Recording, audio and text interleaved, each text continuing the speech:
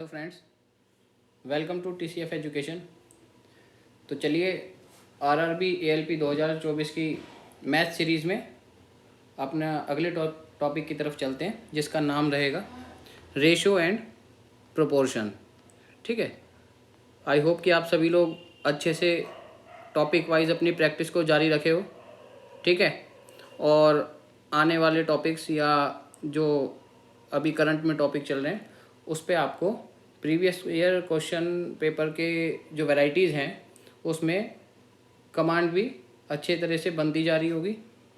ठीक है, और यदि किसी वैरायटी में आपको कोई प्रॉब्लम है या कोई मेथड समझ नहीं आता है तो जैसे मैंने पहले भी बताया है, आप हमको मेल कर सकते हो और आपको हम उस क्वेश्चन का मेथड जो भी बेस्ट पॉसिबल तरीका होगा जिससे आपको आसानी से समझ में आए उससे कवर कराने की कोशिश करेंगे।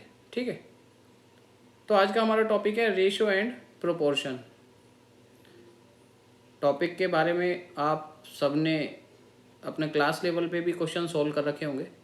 ठीक है, और बट आज हम देखेंगे कि रेलवे ने इस टॉपिक से किस तरह से क्वेश्चन पूछे हैं और क्या क्या वैरायटी इस टॉपिक में क्वेश्चंस की हमें देखने को मिलती है। ठीक, तो रेशो एंड प्रोपोर्शन का सबसे पहले हम जानेंगे इसका मतलब क्या होता है। ठीक है, और उसके बारे में हम इसकी कुछ जो क्वेश्चंस हैं उनकी वैरायटी देखेंगे और कुछ कंसेप्ट समझेंगे और कुछ ट्रिक्स का भी ध्यान रखेंगे। ठीक है, इस टॉपिक में क्योंकि अगर हम ट्रिक्स की बात करें तो कई सारी वैरायटी है जिसमें कई सारी ट्रिक्स लगती हैं। अब होता क्या है कि अब यदि आप हर एक वैरायटी की सारी ट्रिक्स याद करके जाओगे तो आप उसको यूज़ करने में कंफ्यूज हो जाओगे। बट अगर आप कुछ बेसिक मेथड्स का या बेसिक कंसेप्ट का पता रखोगे और जहाँ पे ट्रिक मस्ट है वहाँ ट्रिक लगाओगे तो आपको जो है मोस्टली सारी वैरायटीज़ कवर हो जाएंगी उसी में। ठीक है, तो सबसे पहले रेशियो एंड प्रोपोर्शन होता क्या है, ठीक है, उसके बारे में हम जानेंगे।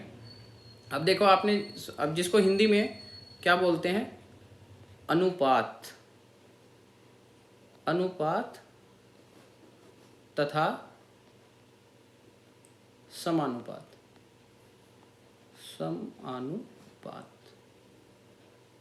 ठीक है, तो रेशियो एंड प्रोपोर्शन किसे कहते हैं, जैसे कि हमने पिछली क्लास में एक टॉपिक कवर किया था फ्रैक्शन वाला, तो रेशियो को हम फ्रैक्शन भी बोल सकते हैं। ठीक है, फ्रैक्शन। अब यहाँ पे क्वेश्चन को सोल्व करने के मेथड थोड़ा चेंज हो जाता है, या जो लैंग्वेज होती है क्वेश्चन की वो रेशियो के केस में अलग पूछता है। अब वो कैसे पूछता है वो अभी हम क्वेश्चन जब सोल्व करेंगे देखेंगे। फिलहाल रेशियो जिसको हम दो डॉट से डिनोट करते हैं, जैसे कि मान लीजिए दो नंबर है हमारे पास ए और बी, उनका हमें रेशियो निकालना हो तो उसको हम ऐसा लिख सकते हैं, A ratio B is equal to A upon B, A बटे बी। यानी हम रेशियो को फ्रैक्शन के रूप में भी लिख सकते हैं, दोनों सेम सेम चीज़ है। अब ये प्रोपोर्शन क्या होता है अभी मैं आगे बताऊंगा। तो फिलहाल के लिए ratio is equal to fraction of two number. ठीक है, जिसमें ऊपर वाले को क्या बोलते हैं, न्यूमिरेटर। ठीक है, नीचे वाले को क्या बोलते हैं, डेनोमिनेटर, डेनोमिनेटर। ठीक है, या इसको अंश बोलते हैं, ऊपर वाले को बोलते हैं अंश और नीचे वाले नंबर को बोलते हैं हर, हिंदी में।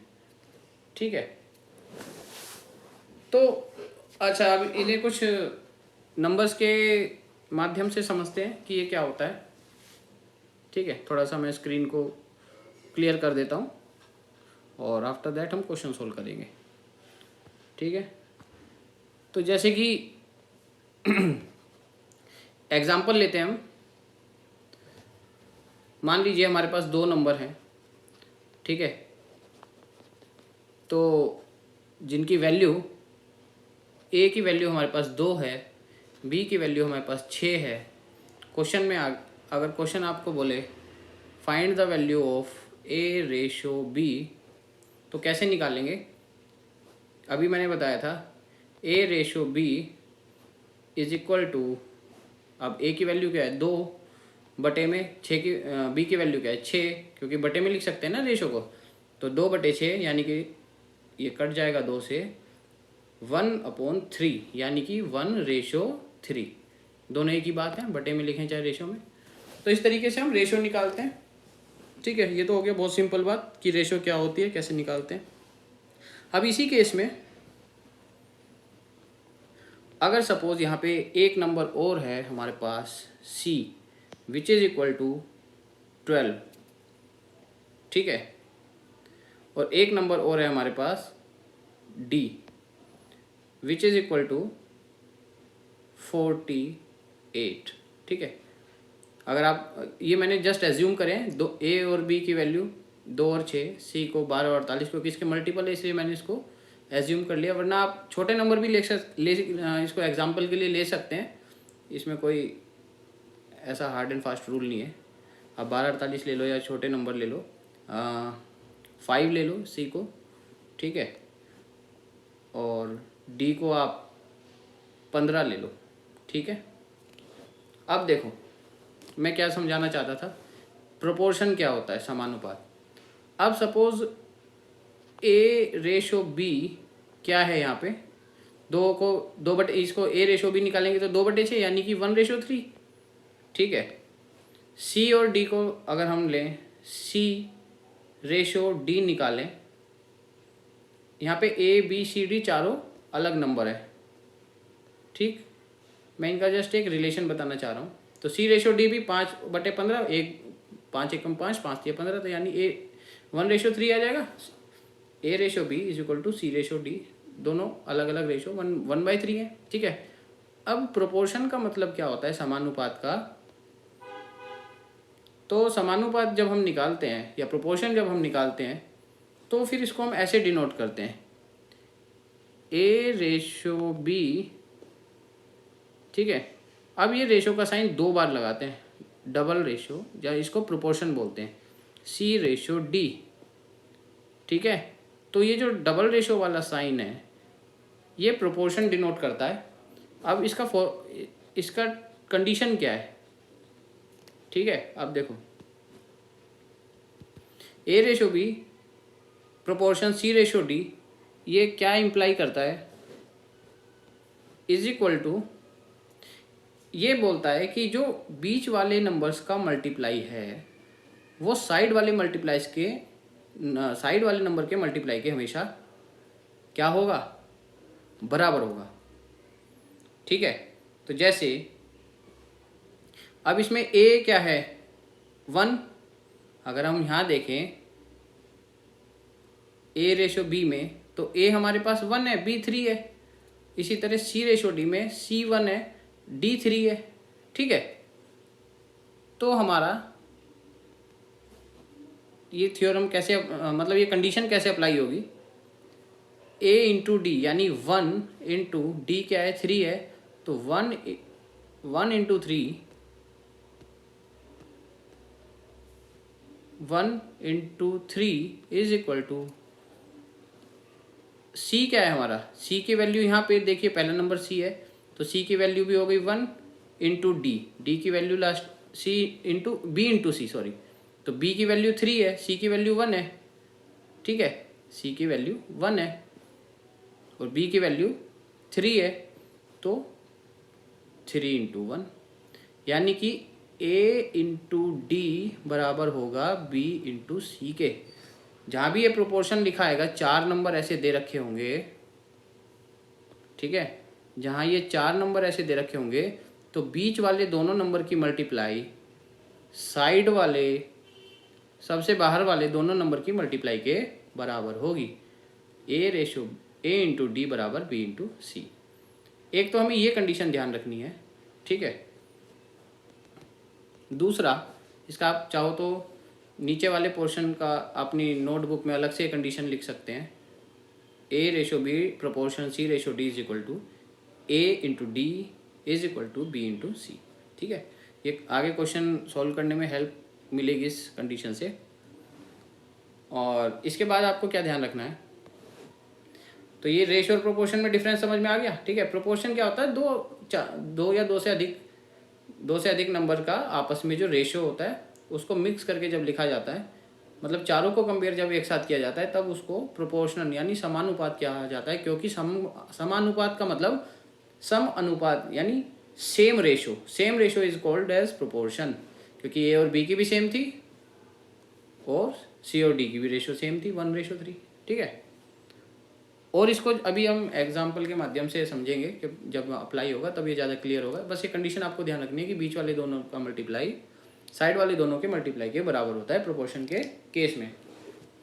तो चलिए अब दूसरी चीज़ देखते हैं, इसमें दूसरी कंडीशन क्या है, किस टाइप के जो हमें कंसेप्ट याद रखने हैं, जो ट्रिक्स याद रखनी है वो क्या रहेगी। अब सेम केस में होता क्या है, आपको दो अलग अलग नंबर्स की रेशो दे देता है, दो या दो से ज़्यादा नंबर्स देगा, आपस में उनकी अलग अलग रेशो दे देगा और कंबाइंड रेशो आपसे पूछेगा। ठीक है, जो कि मोस्टली इस टॉपिक में से मोस्टली जिस वैरायटी के क्वेश्चन आते हैं। सपोज आपको दे दिया इसने ए रेशो बी बराबर 2:3, बी रेशो, इसको आप रेशो मान लेना, थोड़ा सा मैंने डार्क बना दिया है, बी रेशो सी बराबर 3:4। ठीक है, ए की बी से रेशो दे दी, बी की सी से रेशो दे दी और ए की सी से पूछ ली, तो A ratio C is equal to question mark उसने पूछ लिया है भाई, दो के अलग अलग दे रखे हैं तो ए की सी से क्या रेशो होगी। ऐसे क्वेश्चन में आपको क्या करना है, तो देखिए ए रेशो बी क्या दे रखा है। अब सपोज यहाँ पे कितने नंबर है, ए बी सी, तो सबसे पहले आपको नंबर्स लिख लेने हैं कि कितने हैं। नंबर्स हमारे पास यहाँ पे 3 है, ए बी और सी। अब ए और बी की रेशो क्या है 2:3, तो ए के नीचे 2 लिख दिया, बी के नीचे 3 लिख दिया। बी और सी की रेशो क्या है 3:4, बी के नीचे 3 लिख दिया, सी के नीचे 4 लिख दिया। भाई बी और सी की रेशो 3:4 है ना। अब क्या हुआ, इसने क्या पूछा, ए की फर्स्ट वाले की थर्ड वाले से रेशो पूछी है, ए रेशो सी। क्या करेंगे, अब देखो सबसे पहले ए बी सी देखेंगे, पहली लाइन में एक जगह खाली है, दूसरी लाइन में पहली जगह खाली है। तो ट्रिक क्या है, जो भी जगह खाली होगी उसके बराबर वाला नंबर वहां हम लिख देंगे। कैसे,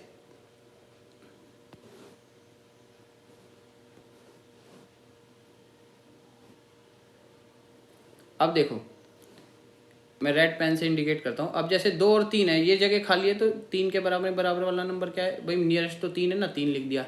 इधर नीचे क्या है 2 3, 2 के नीचे वाली जगह खाली थी ये वाली, तो यहाँ पे बराबर वाला नंबर क्या लिख देंगे, इसके बराबर में अगेन यहाँ पे भी 3 है। वो मैंने एग्जाम्पल ऐसा एज्यूम कर लिया कि दोनों में 3 आ रहा है, दोनों में अलग अलग यहाँ पे नंबर भी हो सकते हैं। ठीक है, तो खैर हमने दोनों नंबर बराबर वाले लिख दिए। और अब इन दोनों ऊपर नीचे वाले नंबर्स को मल्टीप्लाई करके नीचे लिखते जाइए। जैसे 2 तिया 2 गुना 3 6, 3 गुना 3 9 और 3 गुना 4 12। ठीक है,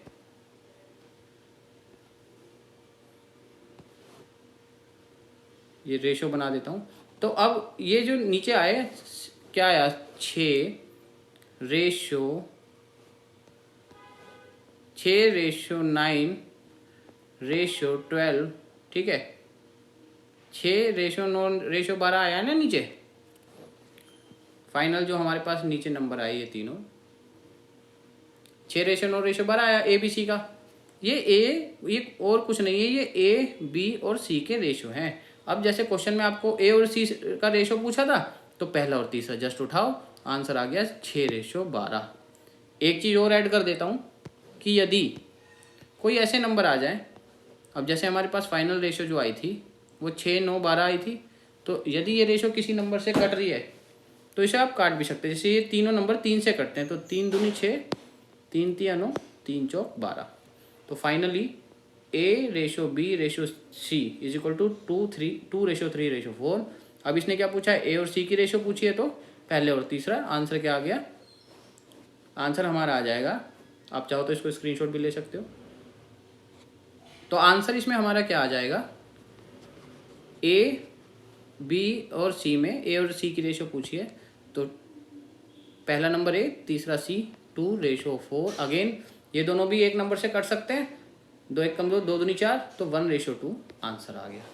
तो ट्रिक हमने क्या सीखी, हमने ट्रिक ये सीखी कि तीनों नंबर्स लिखने हैं और जो बराबर में खाली जगह है उसमें हमें पास वाला नंबर लिख देना है, ठीक है, और हमारा आंसर आ जाएगा। देखो तो जहाँ हमने जो रेड नंबर्स लिखे हुए हैं यानी बराबर में जहाँ खाली जगह है उसमें नियरेस्ट वाले नंबर को लिख दो, फिर ऊपर नीचे वालों को मल्टीप्लाई करके नीचे लिखते जाओ और आपका आंसर जो रिजल्टेंट आएगा। अब इसमें 4 नंबर भी हो सकते हैं, सपोज यहाँ पे डी होता नंबर तो वो सी और डी में भी रिलेशन देता, मान लो यहाँ पे 1 दे देता और यहाँ पे कुछ और नंबर देता, तो वो नंबर ऐसे ही देता है कि आपका नियरेस्ट एक अगर यहाँ वो देता तो फिर आपको सी की वैल्यू दे देता और डी की नहीं देता, तो आपको नियरेस्ट वाला नंबर मिल जाता, ठीक है। अभी नीचे एग्जाम्पल में आएंगे।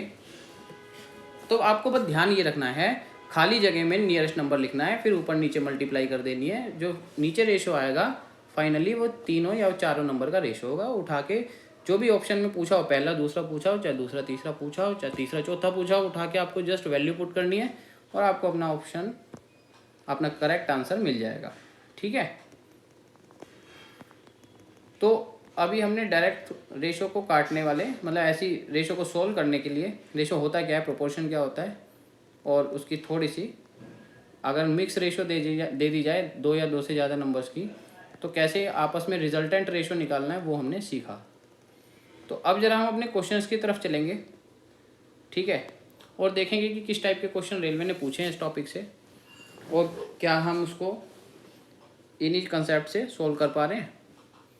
तो अब देखो, A's height is 5/8 of B height, तो find the ratio of B height to A height.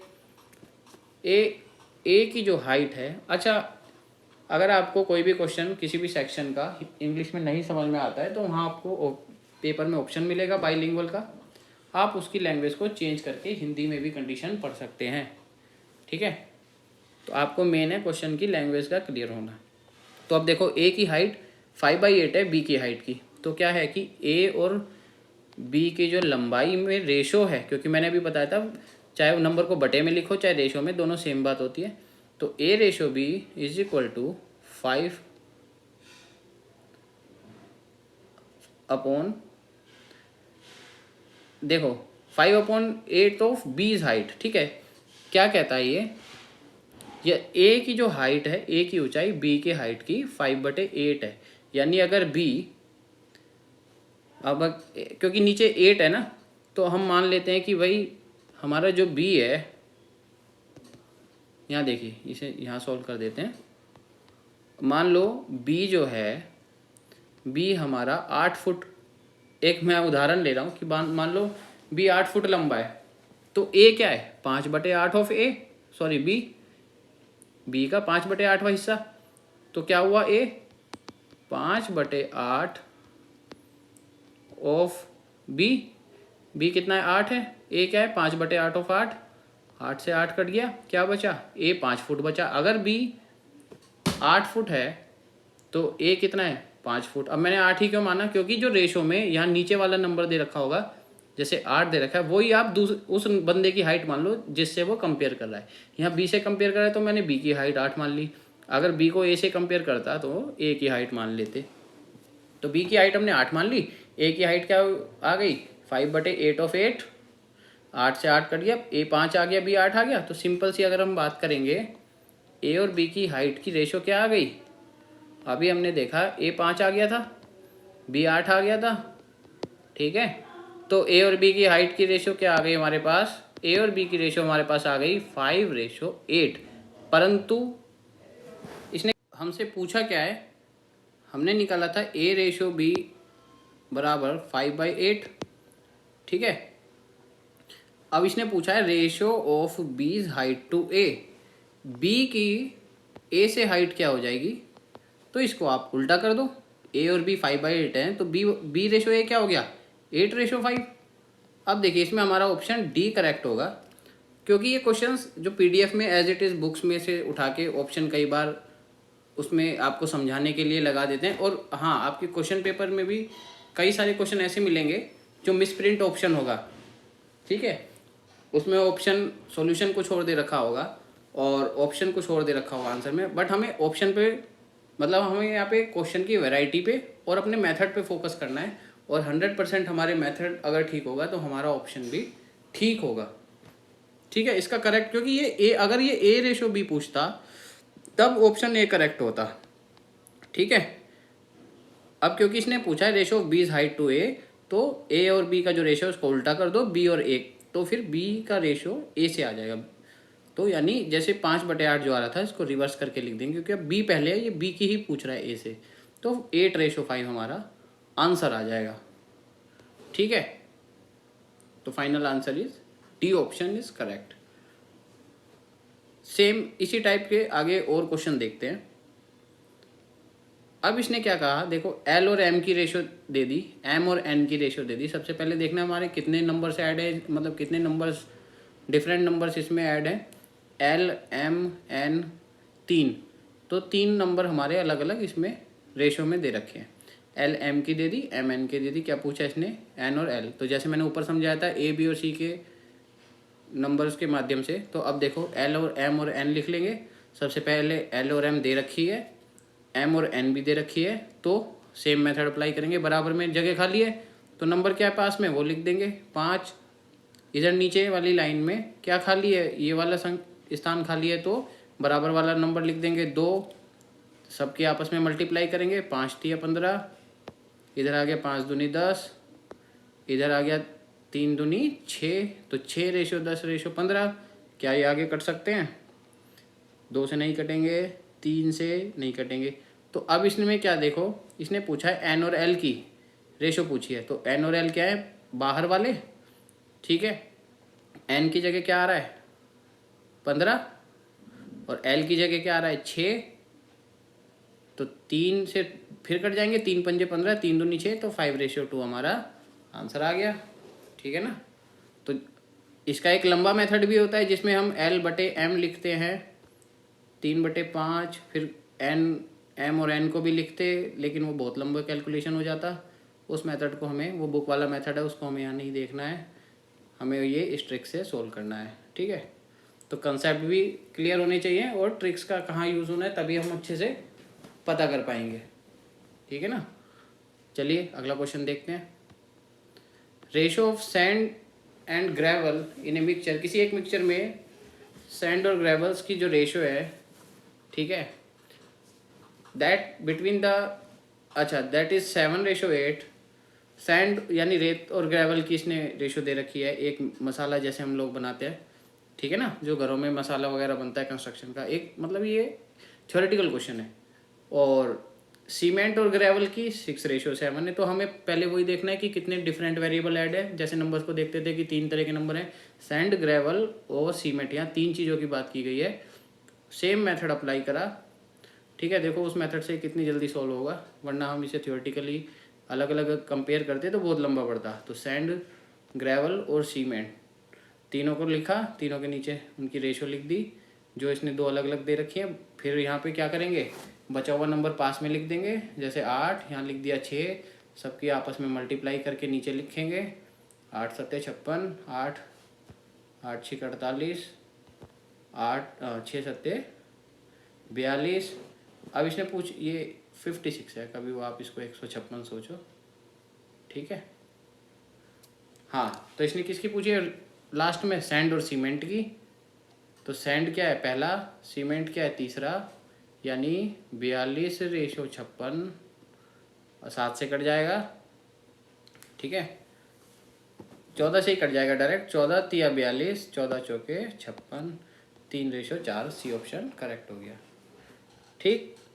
ये सारे क्वेश्चन रेलवे ने अपने एग्ज़ाम में पूछे हैं, तभी आपको हम प्रीवियस ईयर क्वेश्चन पेपर के वैरायटी के ऊपर पहले रिसर्च करके ही आपके पास ट्रिक्स या कंसेप्ट लेके आते हैं, ताकि आपको क्वेश्चन पेपर की भी अवेयरनेस मिल जाए।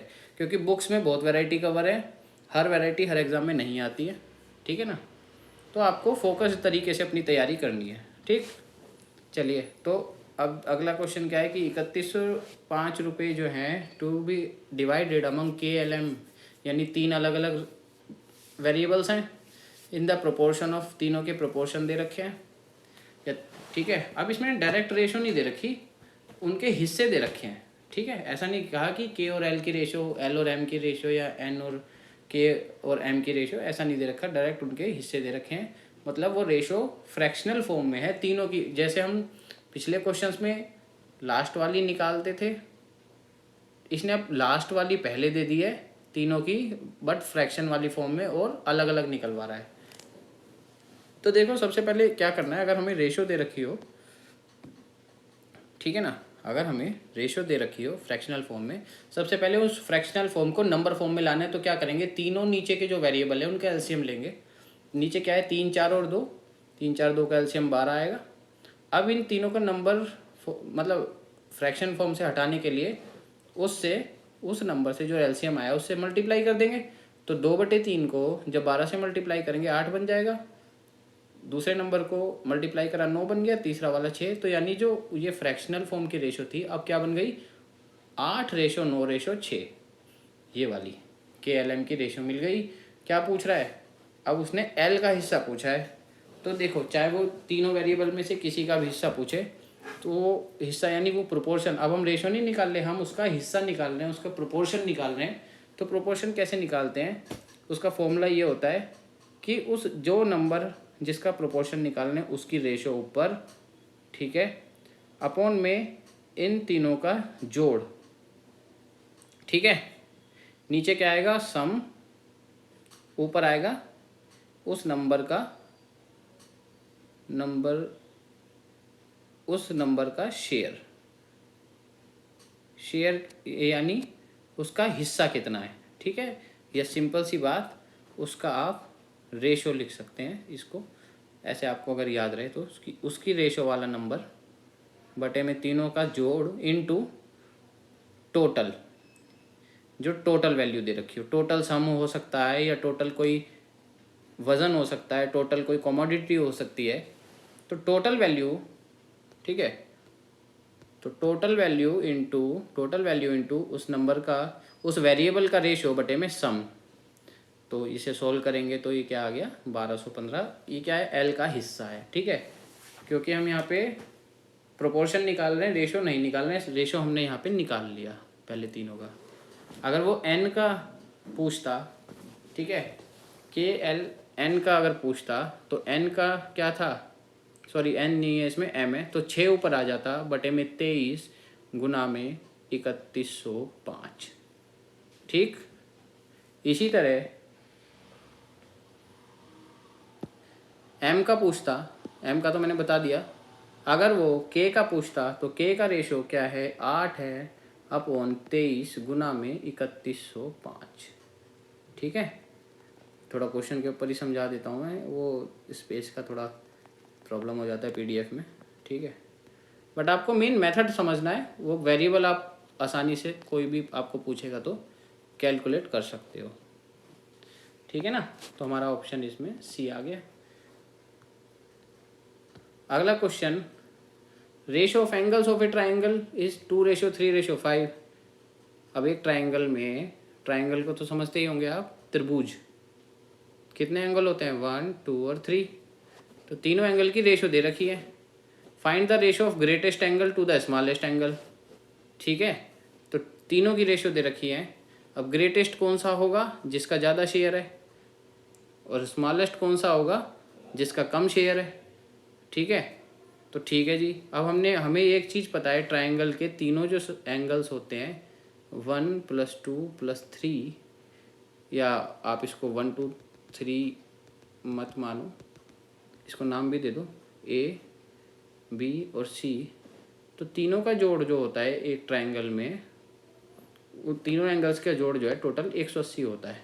ठीक है, तो ज्योमेट्री का कंसेप्ट है कि ट्राइंगल के तीनों एंगल का सम हमेशा 180 होगा। तो अब उन तीनों एंगल की यहाँ रेशो दे रखी है। ठीक है, तो अगर इसे रेशो की जगह सपोज हम नंबर फॉर्म में लिखेंगे तो हमने ऐसा मान लिया 2x 3x 5x। अब ये जो हम एज्यूम कर रहे हैं, ये मेथड आपको इधर वैसे समझ में लिखने में थोड़ा सा लेंथी लग रहा है, लेकिन वहाँ क्वेश्चन पेपर में आप इतनी सब इक्वेशन नहीं लिखोगे, वहाँ आपको डायरेक्ट पता होगा भाई तीनों एंगल का सम 180 होता है। रेशो दे रखी है, तो सपो अगर इनको नंबर फॉर्म में लिखें तो 2 + 3 हाँ 2 + 3 5, 5 + 5 10, तो 10x जो टोटल होगा 10x वो 180, x आ गया 18, और इन तीनों वैल्यू को अगर 18 से नंबर्स को मल्टीप्लाई करेंगे तो 18 दूनी 36, रेशो 18 × 3 = 54, ठीक है, और 18 × 5 = 90। नीचे मैं थोड़ा सा इधर कर देता हूँ, ये मैंने इधर लिखा हुआ है। तो जब हम 18 हमारा जो यहाँ आ जाएगा, इसको तीनों नंबर से अगर हम मल्टीप्लाई करेंगे ऊपर वाली रेशो से, तो हमारे ये तीनों एंगल आ जाएंगे, ठीक है। अब तीनों यहाँ क्यों नहीं निकाले, क्योंकि इसने ग्रेटेस्ट पूछा है। ग्रेटेस्ट यानी 5, जो इन तीनों नंबर में सबसे बड़ा है, और सबसे छोटा यानी 2 वाला। तो 18 × 5 = 90, 18 दूनी 36। अब हमारे क्वेश्चन में पूछा क्या है, क्वेश्चन में हमसे पूछा है कि ratio of greatest to the smallest. तो पहले ग्रेटेस्ट लिख लिया 90, फिर स्मॉलेस्ट लिख लिया 90/36, यानी 18 से कट जाएगा 5/2, हमारा आंसर आ गया। तो बेसिक इसमें क्या चीज़ है, सबसे पहले हमें वेरिएबल्स का पता होना चाहिए कि 2 इंक्लूडेड है या 3 या 4। उसके बाद हमें उसकी रेशो को न्यूमेरिकल नंबर वाली फॉर्म में लाना है। एक बार हमें सबकी अलग अलग नंबर वाली वैल्यू अगर मिल जाएगी, जब किसी भी वेरिएबल की, जैसे यहाँ पे मिल गई 2 की, और तीसरे की भी मिल जाती है 18 से मल्टीप्लाई करके, उसके बाद हमें तीनों में से किसी से भी रिलेशन पूछे, हम आराम से वो नंबर पुट करके आंसर निकाल देंगे। अब A/B 4/3, B/C 7/2 और ABC की पूछी है। ये मैं आपके लिए छोड़ देता हूँ, ये आप खुद कैलकुलेट कर लेंगे, क्योंकि मैंने इसके 2-3 क्वेश्चन ऊपर भी समझाए हैं, ठीक है।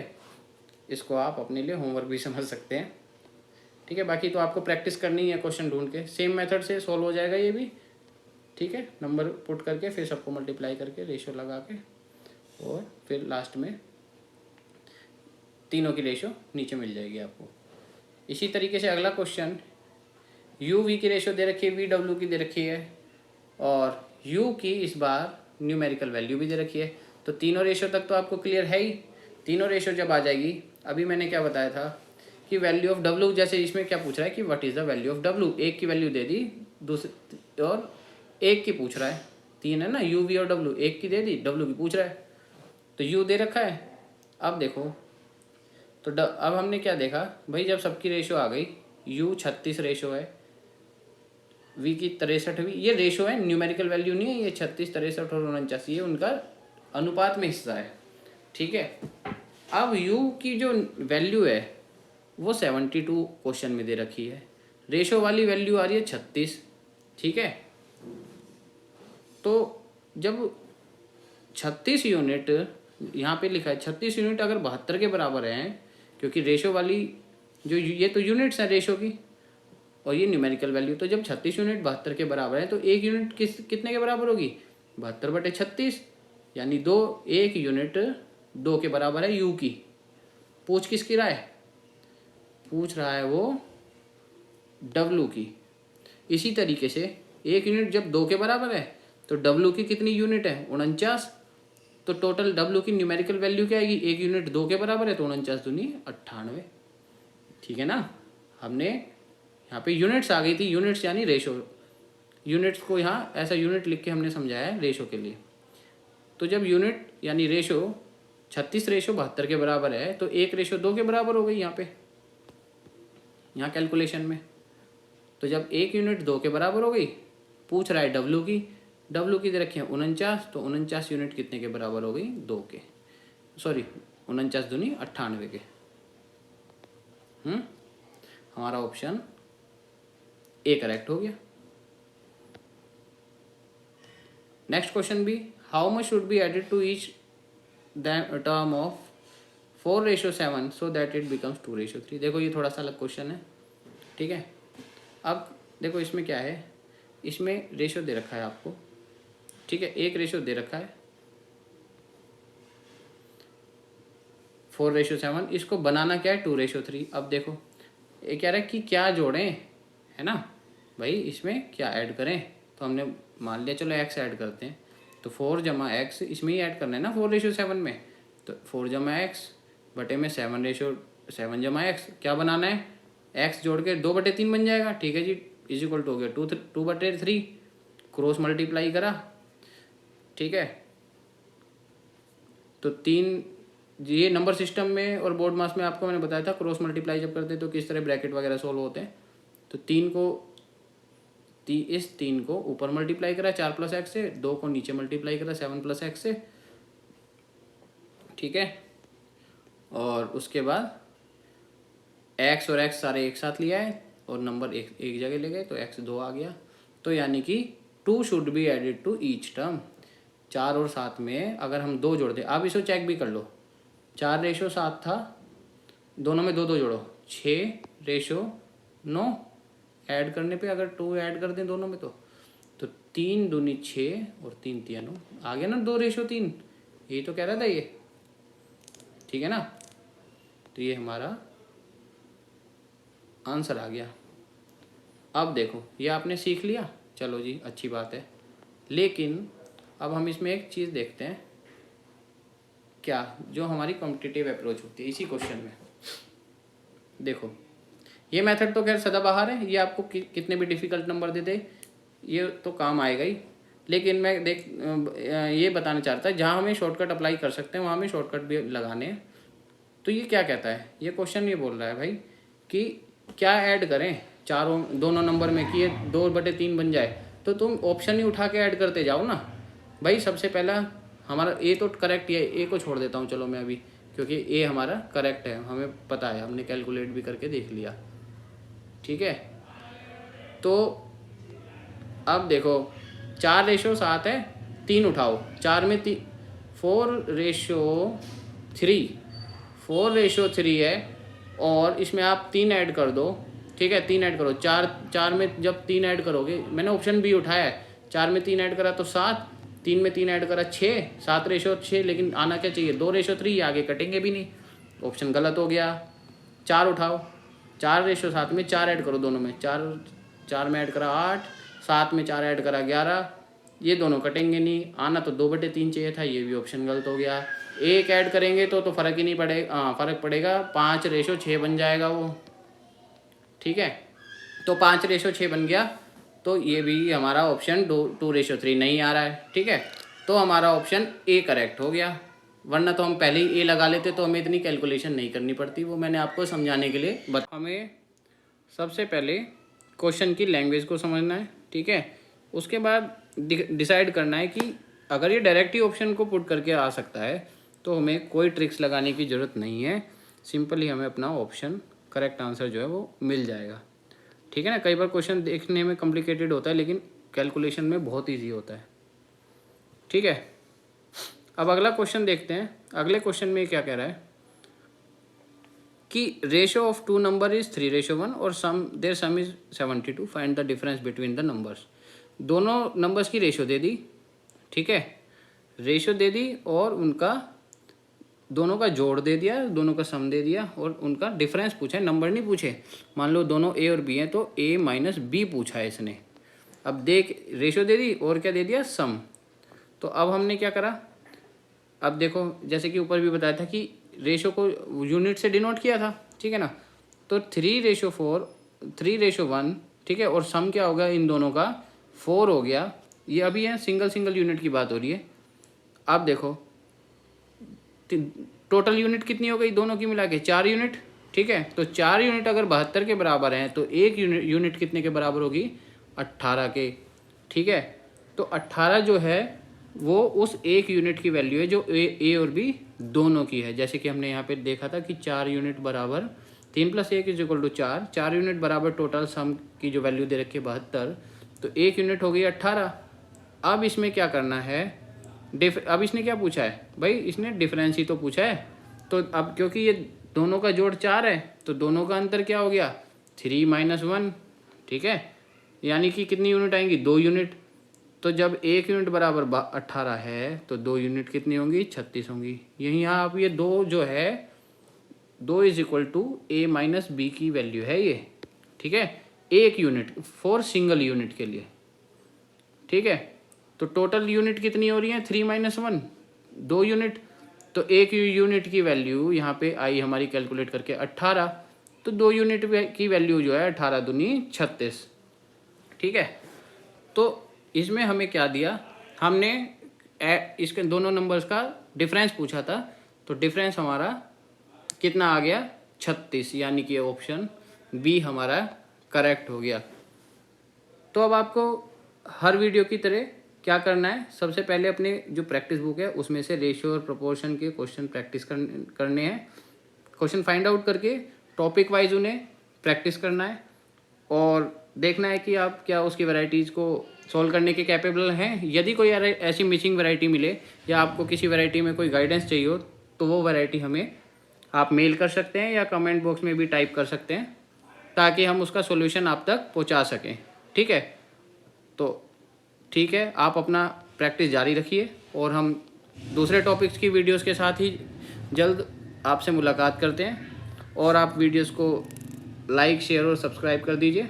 ठीक है, ताकि दूसरे बच्चों को भी प्रिपरेशन करने के लिए हेल्प मिल सके। ठीक है, और आप कॉन्फिडेंट रहिए, एग्ज़ाम बहुत जल्द होने वाला है और हम भी रिमेनिंग जो टॉपिक्स हैं उनकी वीडियो जल्द से जल्द अपलोड करेंगे। और अगले कमिंग सेक्शन में आपको जनरल साइंस और करंट अफेयर्स के बारे में भी बताएंगे कि कहाँ से आपको कौन सी बुक से प्रिपेयर करना है और किस सेक्शन पे ज़्यादा फोकस करना है। ठीक है, तो तब तक आप प्रैक्टिस जारी रखिए और all the best for your exam. ठीक है, चलिए नेक्स्ट वीडियो में मिलते हैं। ओके।